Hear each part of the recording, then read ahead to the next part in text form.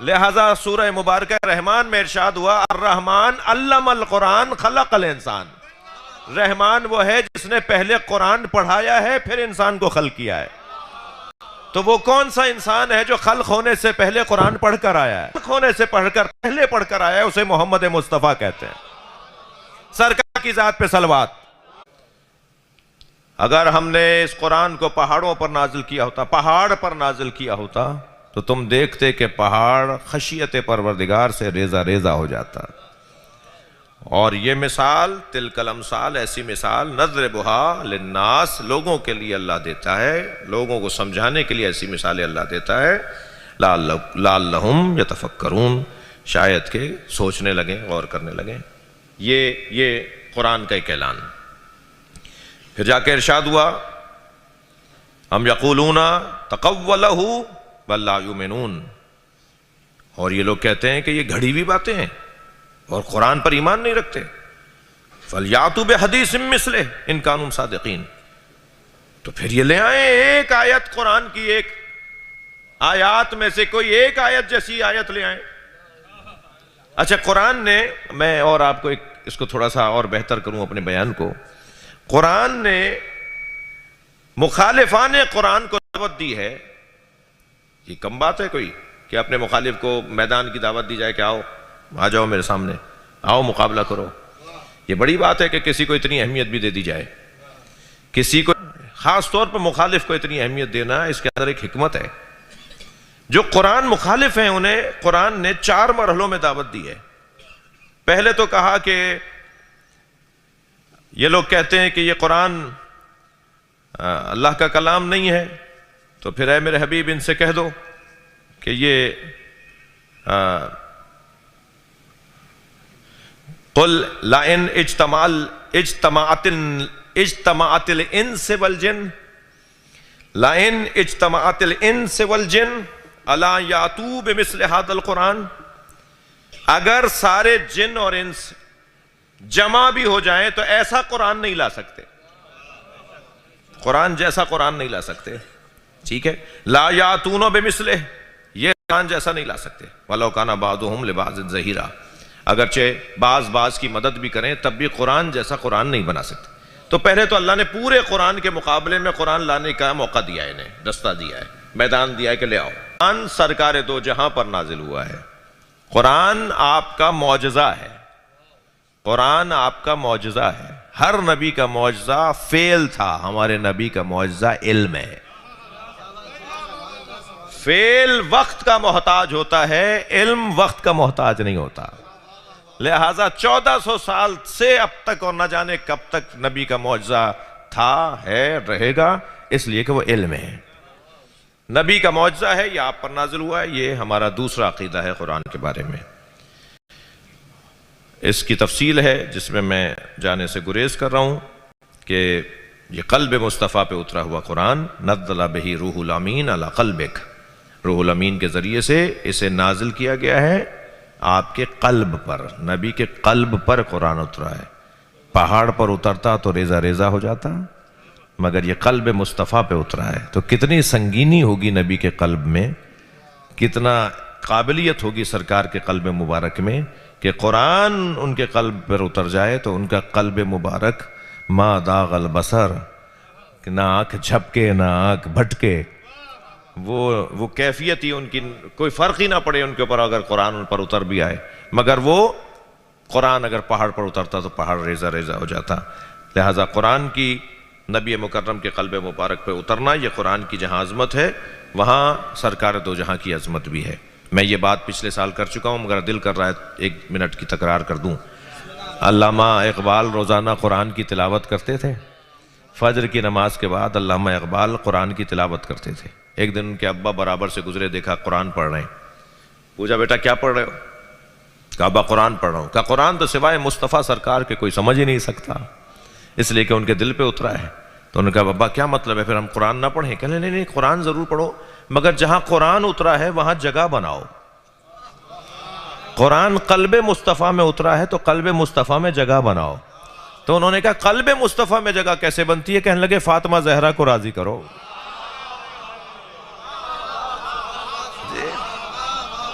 یہ قلب مصطفیٰ جس میں قرآن اترا ہے، اس قلب کو راضی کریں گے تو قرآن زیادہ سے زیادہ سمجھ میں آئے گا۔ صلوات ہدیہ کریں محمد و آل محمد پر۔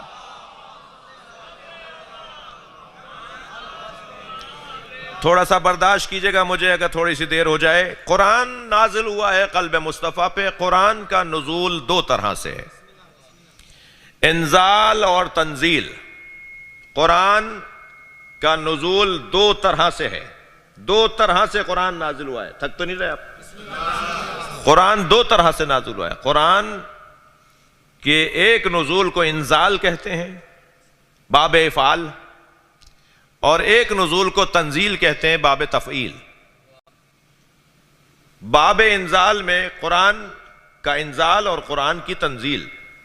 باب افعال میں جب ہم قرآن کو لے جائیں گے، یعنی انزال کے مطلب کو سمجھنا چاہیں گے، تو اس کا مطلب ہے انزال یعنی دفعتاً قرآن کا نازل ہونا، ایک دم قرآن کا نازل ہونا، سارا قرآن ایک دفعہ نازل ہو جائے۔ وہ جو سارا قرآن ایک دفعہ نازل ہوا ہے وہ ہوا ہے شب قدر میں۔ انا انزلناہ فی لیلۃ القدر، ہم نے اسے شب قدر میں نازل کیا۔ تو شب قدر میں سارا قرآن نازل ہوا ہے، مگر وہ قلب مصطفیٰ پہ نازل ہوا ہے۔ یہ ہے انزال قرآن۔ اور ایک ہے نزول قرآن کا عنوان تنزیل قرآن۔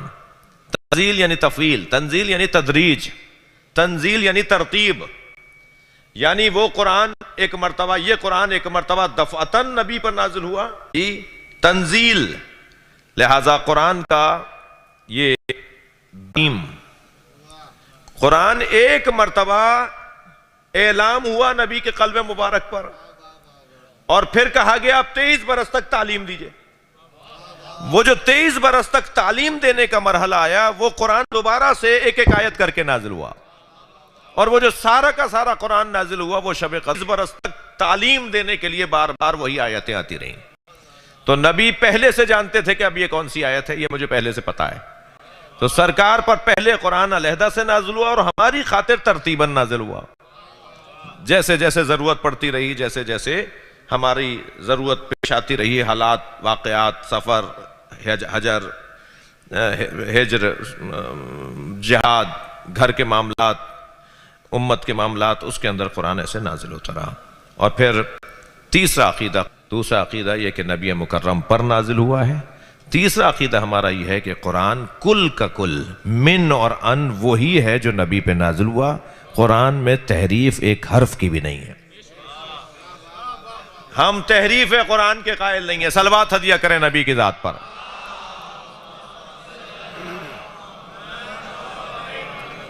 قرآن کا ایک ایک حرف محفوظ ہے، قرآن کا ایک ایک لفظ محفوظ ہے۔ قرآن جیسا نازل کی حفاظت کرنے والے ہیں۔ تو قرآن اللہ کا کلام نبی پر نازل ہوا، اس نے رزق اتارنے کے لیے بارش کو ذریعہ بنایا ہے، اس نے رزق اتارنے کے لیے مجھے تو مجھے خبر آ، صلوات پڑھیں ذرا محمد والے۔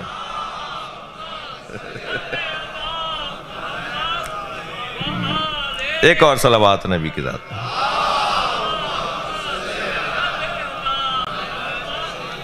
مثال بڑی حسین ہے، واقعہ ہے امام محمد تقی علیہ السلام کا۔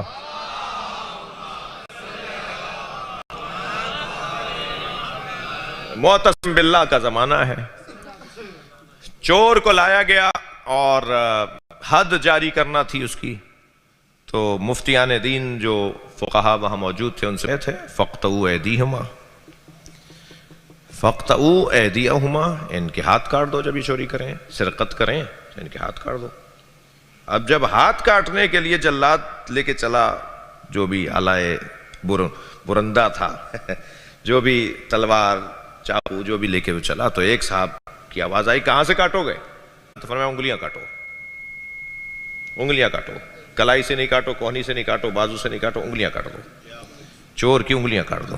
انہوں نے کہا جیسے میں نے پوچھا تھا کلائی سے کاٹنے والے سے بھی، کوہنی والے سے بھی، کہ کیوں؟ تو آپ سے بھی پوچھوں گا کیوں؟ حضرت نے فرمایا ان المساجد للہ، مساجد اللہ کے لیے ہیں، بندوں کا اختیار اس پہ نہیں ہے۔ اور ہاتھ ان 7 اعضائے سجدہ میں سے ہے جو اللہ کی خاطر اللہ نے بنایا۔ مان لیا گیا حضرت کی بات کو. محافظان قرآن، قرآن کی تفسیر و تعویل کرنے والی ہستیاں جنہوں نے دعویٰ کیا اور دعوے کو سچ کر دیا. اللہ ہمیں قرآن کے چاہنے والوں میں شمار فرمائے. 5-8 منٹ آپ سے چاہوں گا کہ 10 منٹ کوئی سوال اگر ہو تو. ایک سوال صلوات کے ذریعے سے بندہ مومن سوال کر سکتا ہے تاکہ ہم مائک وہاں تک پہنچائیں اور اپنا سوال آپ قبلہ تک پہنچا سکیں. ہے یہ یہاں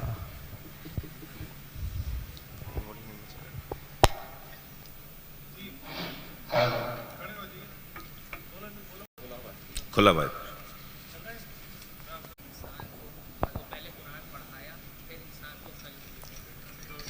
نبی مکرم کی خلقت ہو چکی تھی اور تو نور عالم انوار میں تھے، تو پھر یہ کون سی خلقت ہے؟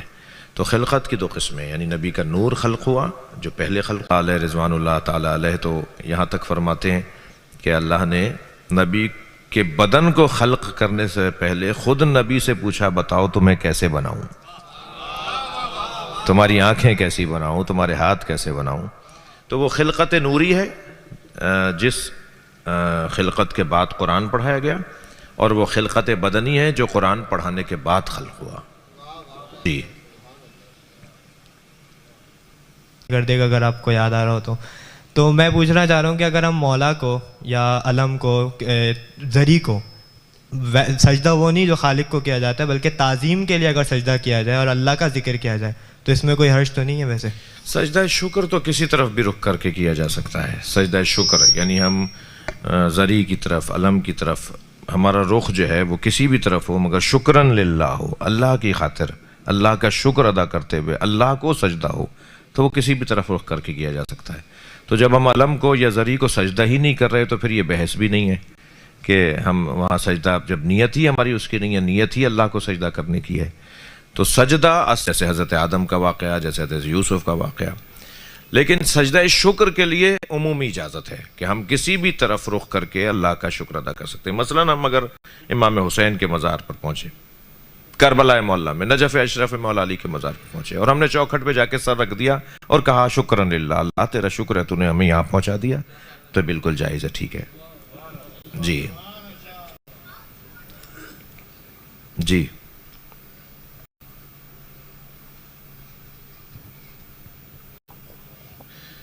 خواتین کی طرف سے سوال آیا ہے. فرماتے ہیں سورہ یوسف کے عام طور پر جیسے حضرت یوسف کے بہن بھائی ان کے خلاف زیادتی ہو رہی ہو، ہمیں پیار بہلا برسلا کے ہم سے کوئی بات کام کروا لیا جائے اور بعد میں اس کا نتیجہ کچھ اور نکلے. تو یہ جو قرآن میں ابھی اصول بیان ہو رہے ہیں نا سورہ یوسف کے اندر، جو پچھلی نشست کے اندر بھی ہم بیان کر چکے، اس کے اندر بھی کچھ اصول بیان ہوئے ہیں. کل سے بھی ہم ان آیات کے اندر جو تفسیر کی نکات علماء مفسرین نے، میں نے کوئی 25 تفسیریں تو دیکھی ہوں گی آپ کی خدمت میں آنے سے پہلے، تو وہ جو علماء نے مفسرین نے جو اس سے متعلق نکات لکھے ہیں وہ ہم بیان کریں گے. انہی میں سے ہم اپنے اصول زندگی کو بھی تلاش کریں گے. جی ایک سوال اور دے دیجیے ورنہ میں پوچھ لیتا ہوں.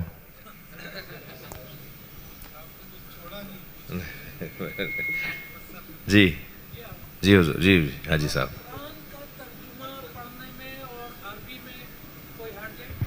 سوال بہت پرانا ہے کہ کیا ہم عربی اگر نہیں جانتے تو قرآن کا ترجمہ پڑھ لیں؟ ترجمہ قرآن نہیں ہے، ترجمہ ہے. اللہ کے الفاظ تو عربی میں ہیں، لہٰذا ہم جب اپنی دنیا کی خاطر، اپنی نوکری کی خاطر چینی زبان سیکھ رہے ہیں، انگریزی زبان سیکھ رہے ہیں، جی اور بہت ساری زبانیں سیکھ رہے ہیں، تو ہم کیا جرمنی زبان، مثال جرمن کی زبان، ہم جب یہ ساری زبانیں سیکھ سکتے ہیں تو کیا ہم عربی نہیں سیکھ سکتے؟ میں آپ کو ایک بشارت دوں کہ قرآن مجید کے اندر جو تکراری الفاظ ہیں انہیں ہٹا دیا جائے، جو ہماری زبان کے الفاظ ہیں انہیں ہٹا دیا جائے، تو ٹوٹل 600 الفاظ ہیں جو ہماری زبان کے نہیں ہیں اور تکراری نہیں ہیں. ہمیں صرف 600 الفاظ کو پڑھنا ہوگا، ہمیں قرآن سمجھ میں آ جائے گا. تو اہتمام انتظام کرنا ہوگا. یا اللہ ہمارے بولنے بیٹھنے کو عبادت شمار فرما. اس مجمع پر یہ قرآن کے چاہنے والے ہیں، محبان قرآن یہاں جمع ہیں، یا اللہ ان سب پر اپنا کرم نازل فرما.